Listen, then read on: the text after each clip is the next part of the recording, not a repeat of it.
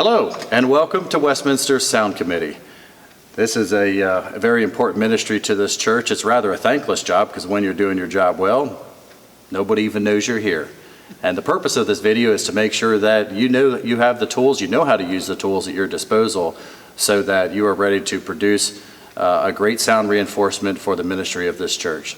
So we thank you very much for joining, and we're going to get started with getting ready and acclimated to the equipment we have available to us. So of course, the first thing we have to do is turn it on. There are a lot of on-off switches located around you if you look carefully, but there's only really one you have to worry about.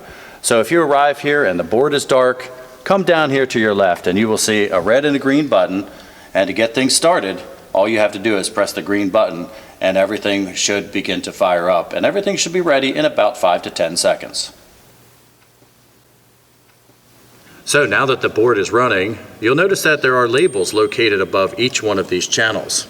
Some of these are very obvious, but in this case, it is designed so that, for the most part, it goes left to right in the sanctuary. So as far as on the left side, the pulpit mic straight ahead is what is commonly used.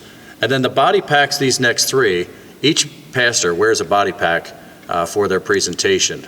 Notice body pack we'll also talk about that as far as an ear set on their, located on their face up to their mouth. Over here, once we come to the middle, this is commonly used in congregational meetings, perhaps some evening services and some special amplification.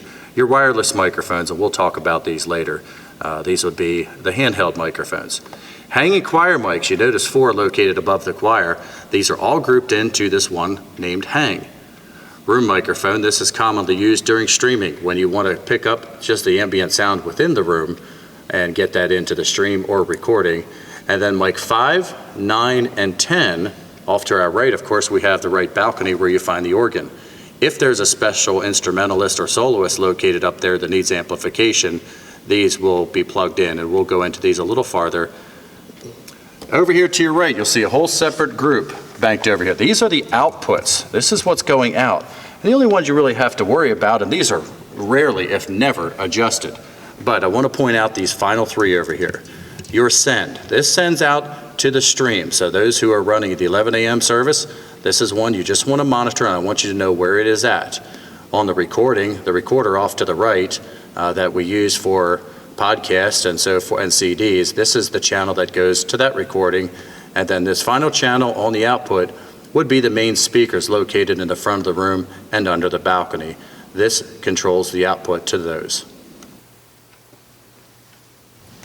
So the main screen up top is a very important aspect to controlling this board, but really we're only going to have you worry about one of these. It's called scenes.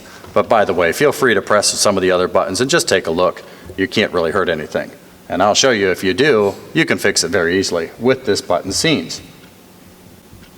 So as I press it, the button lights up to tell you what part of the interface that you're in. And located over here, you will see all these different names. You'll see some people's names in here, and perhaps some events such as funerals, weddings, concerts, primary choir. And what I'd like you to be able to do is you can see 99% of the time Sunday main is what you're going to use. But occasionally, you do want to consider using the others. So come in here and definitely familiarize yourself with them. And say, for example, you're coming in here to take care of a funeral.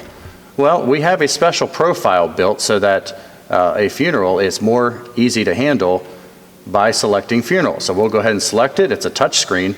And then you come over here to recall, this green button right here. And when we press recall, you'll see that things on this board change. Your labels will change and the adjustments as well. So we'll press recall, and that will then load the funeral profile or the funeral scene. So you can see the labels changed up here. It actually simplifies it to give it a standard or a more boilerplate format for a funeral. So we'll go ahead and bring these levels down, and now you're ready to run a funeral.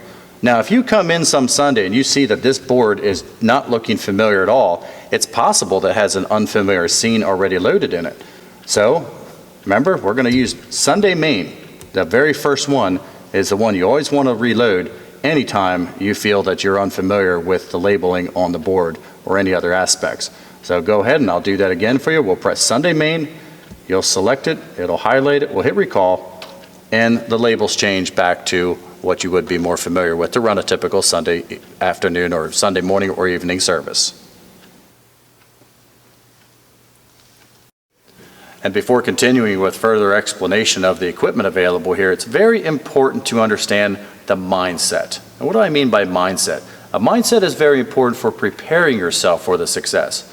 Or if you do not have the right mindset, you will fail at this, and you don't want all those heads turning back around and looking at you saying, why can't I hear the pastor? So how do you avoid that? You avoid it by being prepared, by anticipating, by thinking about what you are going to do next before it even happens. Also, the best way to serve during worship is to not join worship, and to, even during times when prayer is happening, to keep your eyes open, to keep your mind sharp and attentive to what's happening, what's moving, and who's going to move next. There's a couple tools and ideas that I'm going to share with you, and you use them in a manner that fits you best. First of all, the bulletin. The bulletin, of course, is the structure of the service, so I always like to come in here before the service starts, and I look for a red one. Sometimes you'll have one actually marked sound that you can utilize. What you find in here is the music director, in this case, has marked up, and he said, hey, during the offertory, there's going to be a different microphone being used. He will mark it with the label. In this case, this one says mic 9. I know during the offertory, his channel and what's going to be going on will happen on the label marked mic 9. So there are some clues already within the bulletin that sometimes will happen here. So look this over and be prepared. Also, feel free to make your own notes on here. If there is a channel that you're uncertain about, look it over, who's presenting it, and think about what you're going to do. Now, back to that mindset. During the worship service, it's not about thinking about what is happening right now, but what is going to happen next. You need to think about that. You need to know about it. And if you know what's going to happen next, feel free. It's not a bad idea to put your hand on a fader if you know you're going there next, and actually having that ready. Now, when do you put up a fader? You actually have to put one up before it happens. Okay, so if the pastor's going to stand up and pray, when he stands up, you turn that fader up. Otherwise, the first words out of his mouth are going to be missed. And that's what we're trying to avoid here. Same way with an offertory or any other element. Every action that you take here has to happen before the action takes place up on the balcony or up on the pulpit. So once again, that mindset, be thinking about what happens next. If we don't do that, and if we're concentrated on worship or prayer, this is when the mistakes happen. And then this is when we're not serving the church in the manner that we need to here at this chair. So, of course, the most important thing to getting sound at the board is to have a microphone and get the sound back here in the first place. So the common microphone used by the pastors, and typically the only pastor that'll be wearing the microphone is the one presenting the sermon. The pulpit assistant will typically use the pulpit mic, which is labeled in the yellow, in this case, the yellow label here on the board. The only change to this that happens, you have to be careful on Communion Sundays, in which both the pulpit, whoever's presenting the sermon, and the pulpit assist will both be wearing body packs or some type of wireless device. So what do the pastors use? Most of them use a microphone like this or one that's similar. And I want you to be aware of these microphones. A lot of people are very worried about bending these. These are meant to be bent. So if you have a guest pastor that's presenting here at this church, it's a good idea to actually go back to the robing room before and make sure that their microphone is fitted appropriately. Now, how to fit it appropriately, you want the microphone to be about an inch, maybe an inch and a half away from their mouth. So when they wear this on their ear, it's a good idea to double check and make sure that it fits snugly, bend it so that it stays secure against their face, and bend it to an appropriate distance away from their mouth. That'll give you a good amount of sound to work with here at the board. Oh, also, make sure it's turned on. That's very important, of course. When you turn it on, it's just a switch at the top of these. And by the way, these are all located in the robing room, and it's also the location of the batteries, which are within. The pastors all take care of their own batteries and change them out on their own, so there's no concern about this. But it's always a good idea when you have a guest speaker wearing one of these to go back, make sure the battery's inserted, make sure that it's turned on. Some like to keep it off until they are ready to present. Encourage them not to do this. Keep it on, let them know, and reassure them that you control the sound and that you will have it turned on at the appropriate time. Also, handheld wireless microphones. These are used, as I said before, during congregational meetings, during primary choirs, times like this. Make sure they have batteries in them. They take the same batteries as the body packs, by the way. There's batteries located in the roping room, and turn it on. Now, how do you know which microphone is turned on? We actually have about 3 different body packs and 3 or 4 different wireless handhelds. Well, there's a couple ways to check. First of all, on the board here, and as I'm speaking into this one, there's no sound coming through the front of the sanctuary, but you can actually see that the board sees the sound.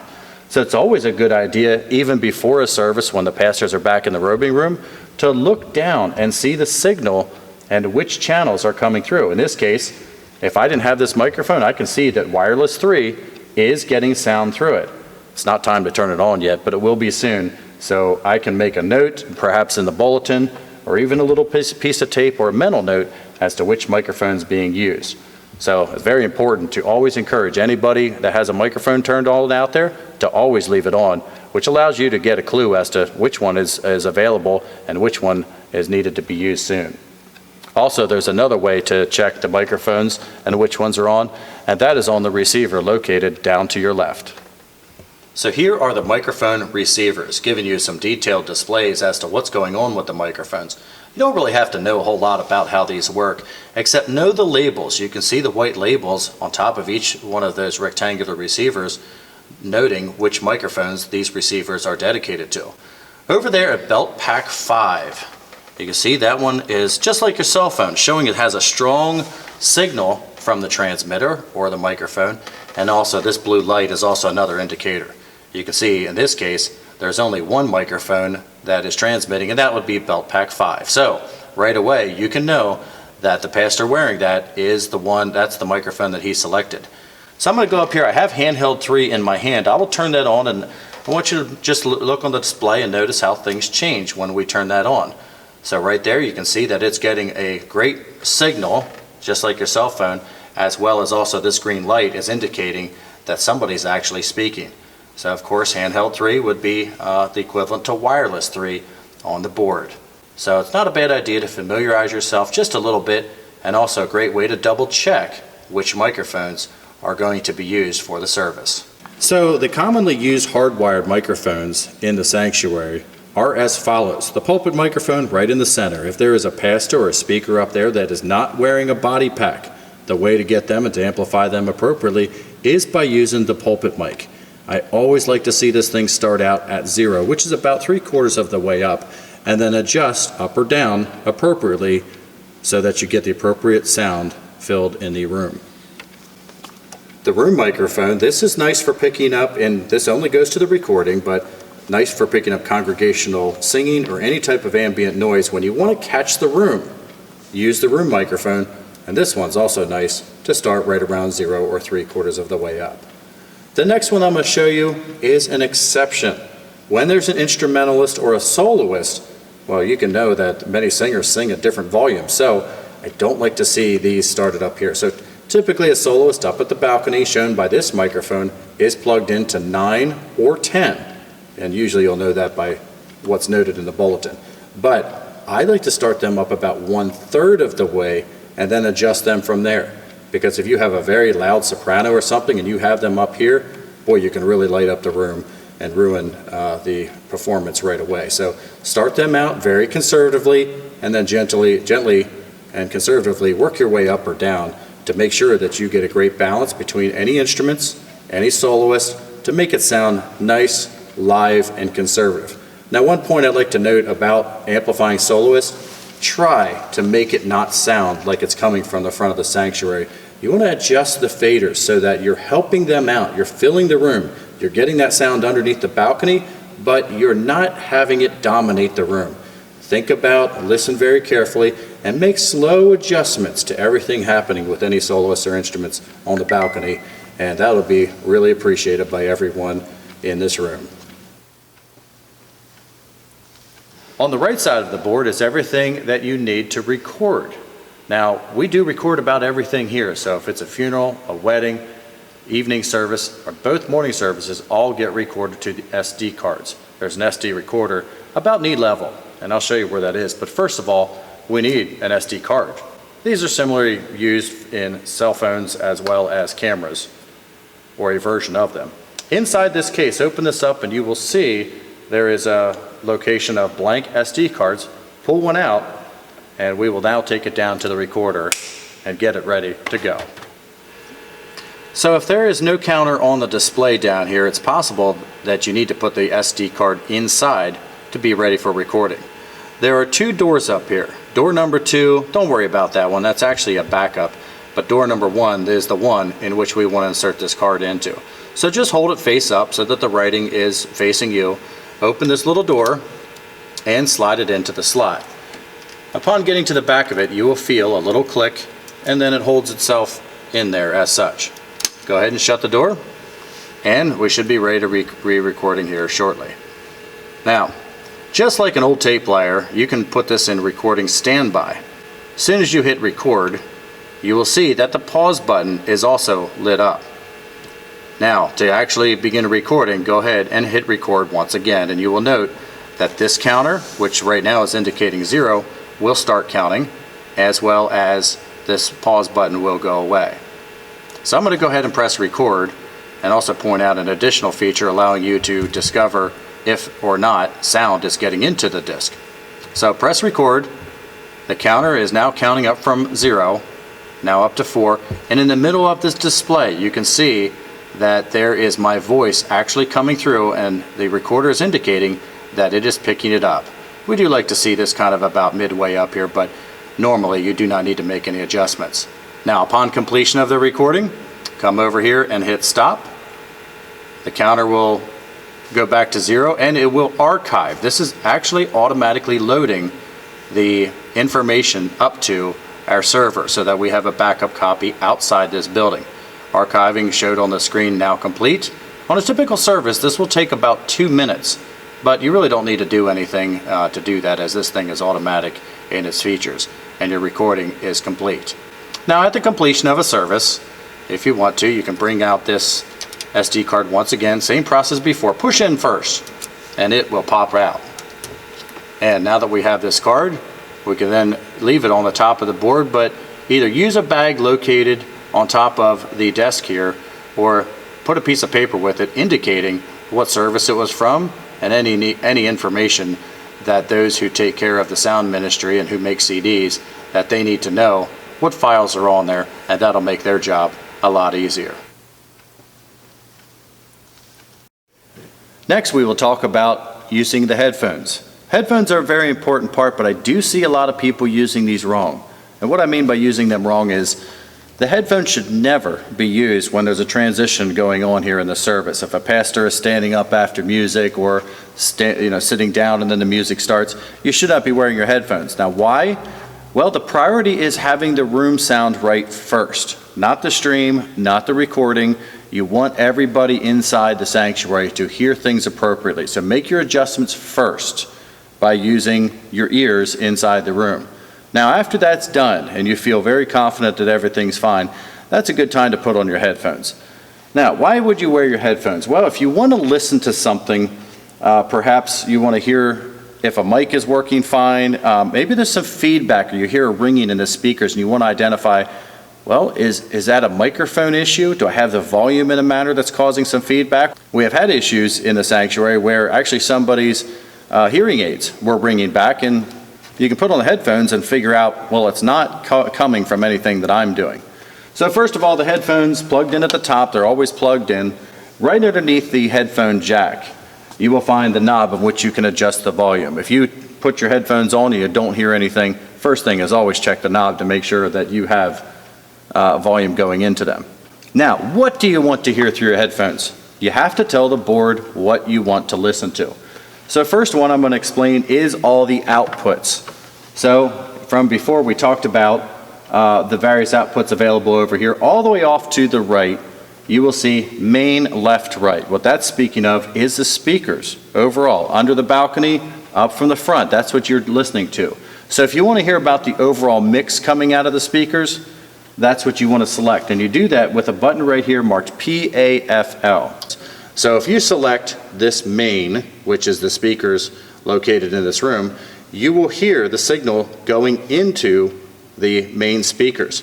Over here, the next one over would be into the recorder. So if you want to hear the signal going into the recorder, press that channel group right here, and you will listen only to what's going in there. Same way with this auxiliary send. This goes into the stream. So those of you who are running a service during a stream and you want to hear and make sure that you have sound going out to it, go ahead and select that channel. And this enables you to just verify that each one of those devices going out, whether it's the amplifier to the speakers, all the way over to the computer for the stream, make sure that this board has a signal ready to go for them. You can adjust the volume on these if need be, but typically there is no need to whatsoever. Most of your volume is going to be driven from the individual channels themselves located on the left side of the board. On the left side of the board gives you the opportunity to actually listen to individual channels. Once again, this PAFL button is what you want to utilize to select just an individual channel. Right now this is selected on wireless number 3. So I have wireless 3 actually on right now, and you can see my voice showing up on the meter. Now why would you want to listen into a channel before actually turning it up? Well, the reason, if you ever have a question about, well, I wonder who's actually coming through on that microphone, well, here's a way you can actually kind of take a sneak peek. So put on your headphones, select the channel, and once you adjust the volume in your headphones, you can listen in exactly what's going on in there. Now, another reason you want to use the individual channel selection is if you are turning up the volume and you start getting that feedback, that whining or humming coming through the front speakers, well, using the headphones can help make you a nice adjustment. Now, this will mostly occur on the pulpit microphone. So if you have somebody up there that is presenting and talking quieter, or perhaps a short person that's not quite reaching the microphone, and you have the volume adjusted up as high as you can go, but at the same time, you're getting that feedback, you want to back that off a little bit. Another trick you can do is using the headphones. Select it, put your headphones on, and then adjust the volume on your headphones. Take it right to the point where that feedback and that whining comes through in your headphones, and then back it off just a little bit. You can actually hear the start of feedback in the headphones before it comes through the room. So it's a great way to know the limitations of your amplification available to you. You cannot mix 2 channels into the headphones on these individual channels, just one. Notice as I go through here, it only allows you to light up one of them. So keep that in mind and use that as an added tool to using the headphones and producing a quality service or presentation. For those of you running a service that is being recorded or streamed, it's very important to know a proper mix going in there. Now, of course, don't forget your priority is to mix the room first to make sure everything's fine there. Now, in the room, there's oftentimes things happening in the room that we want to capture. Congregational singing would be the main example. Now, of course, we don't want to amplify congregational singing, so how do we do that? This microphone marked room up on the label does that particular purpose. It picks up the room, but it does not put it back into the main speakers, but it does put it into the recording and does put it into the stream, because it's very important. We do want to hear that, though we don't want to help it out. So everybody pretty much knows to always use the hanging microphones anytime something's going on in here to capture the choir, to capture the organ.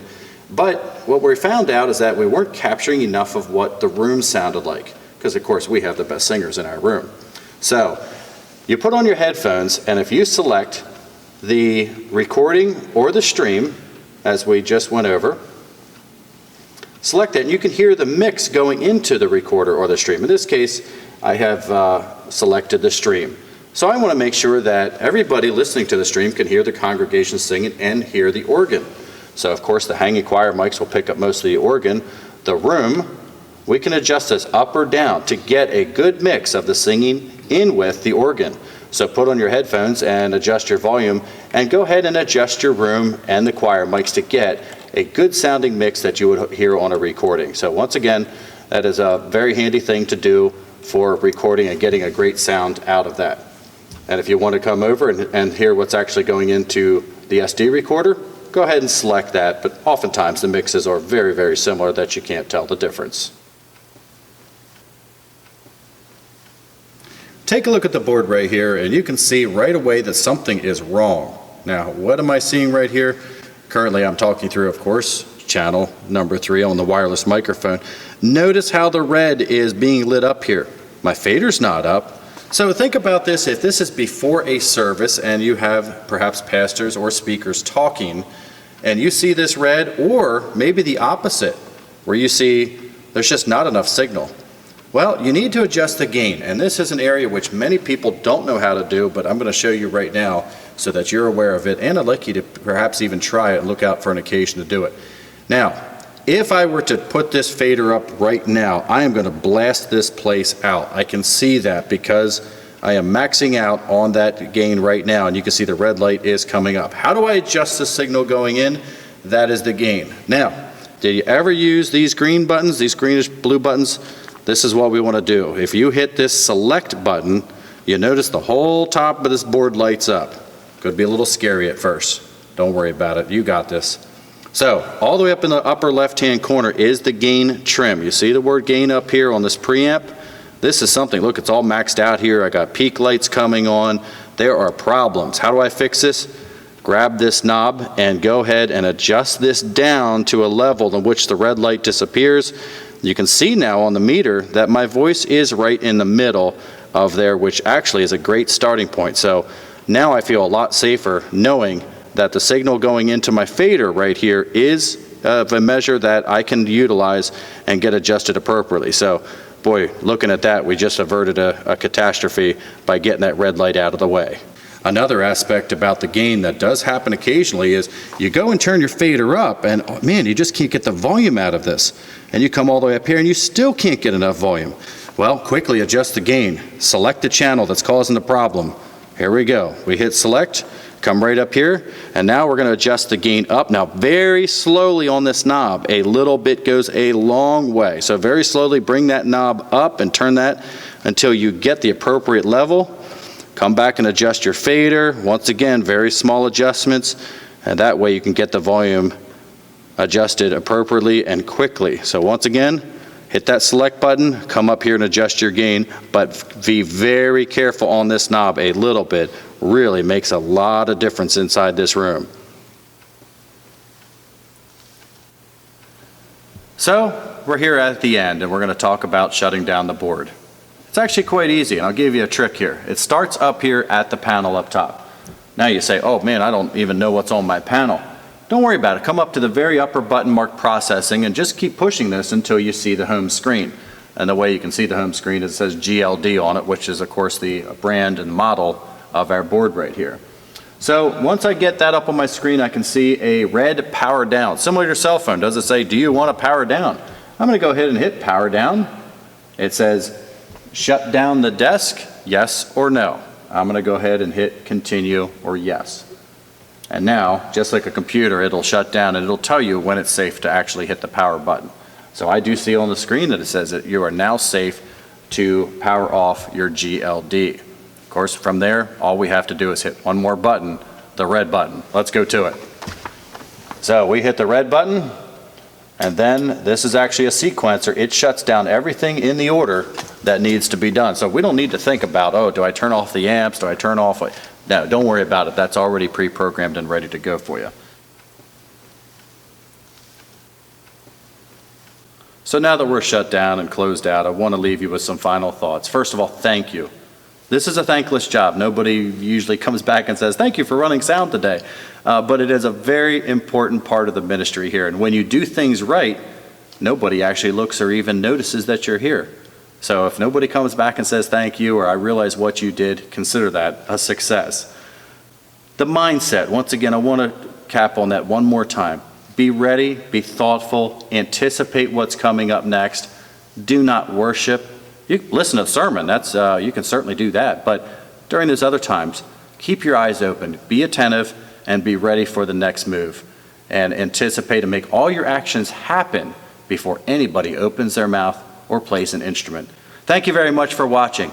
If you have any questions, feel free to reach out and ask one of us. And if you'd like to learn any deeper knowledge regarding our board and our services here, please let us know, as there's a lot more that we can show you on this. We look forward to it, and we thank you.